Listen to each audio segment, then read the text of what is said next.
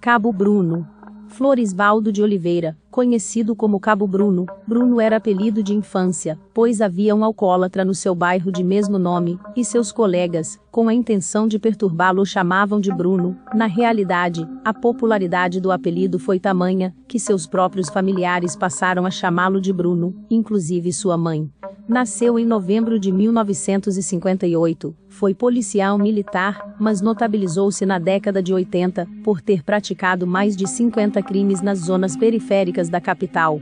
Cabo Bruno era matador de aluguel, ou justiceiro, como alguns definem. Mas sempre houve fortes indícios que sua motivação principal para suas execuções era a aparência das vítimas. Afirmava-se à época que Cabo Bruno odiava marginais. Sua área de atuação era essencialmente no bairro de Pedreiras, Jabaquara, zona sul de São Paulo. Agia nos horários de folga. Nessa época, década de 80, a criminalidade não era tão disseminada quanto hoje. No entanto, os comerciantes da região o contratavam para fazer as execuções, deixando assim, na visão deles, o bairro limpo de marginais. José Aparecido Benedito foi uma das dezenas de pessoas alvejadas pelo Cabo Bruno. No entanto, fingiu que estava morto, escapando assim da execução.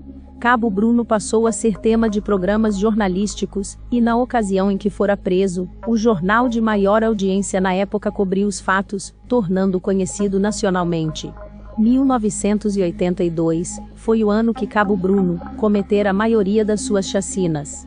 Era comum encontrar-se corpos baleados na sua área de atuação. Ele usava 3 carros distintos para caçar suas vítimas, um Opala, um Chevette e um Maverick. Foi detido em setembro de 1983, por determinação judicial com acusação de mais de 20 execuções. Admitiu somente um crime, ocorrido em 6 de fevereiro de 1982, numa favela, localizada no Jardim Selma, pois um amigo da vítima fatal sobreviveu e o denunciou. Anos mais tarde, ele admitiu ter efetuado as mortes. Segundo sua segunda esposa, as mortes são contabilizadas para o Bruno, mas não faz diferença. Ela dizia isso, pois, naquela época Cabo Bruno com aproximadamente mais 12 colegas de farda, incluindo um tenente e um capitão, faziam execuções periódicas na zona sul de São Paulo. O critério para a escolha das vítimas a serem executadas era no mínimo absurdo. Tatuagem. Se o indivíduo tivesse qualquer tatuagem, era considerado, principalmente por Bruno, como marginal. Mesmo que a tatuagem fosse uma cruz no pulso, a morte estava decretada, como se deu de fato com um rapaz que possuía uma dessas.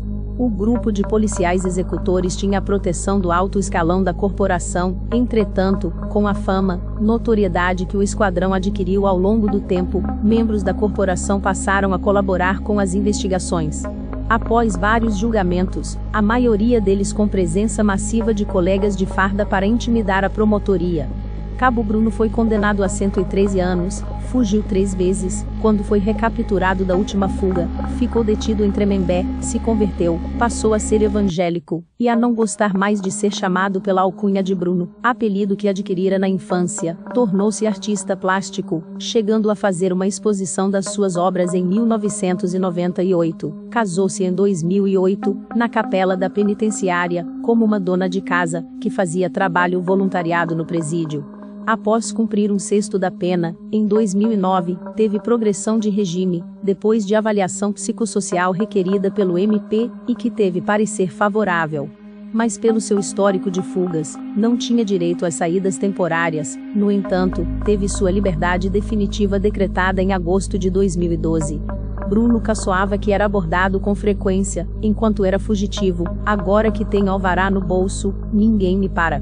Todavia, Cabo Bruno, um mês após sua liberdade definitiva, em 26 de setembro de 2012, ao retornar de um culto, na cidade de Aparecida, quando já estava em Pindamonhangaba, acompanhado de familiares e conhecidos, foi surpreendido por 2 homens, que desferiram aproximadamente 20 tiros em sua direção. Os demais que o acompanhavam nada sofreram. Entretanto, acabava ali a jornada de uma vida marcada por crimes de execuções, justamente executado.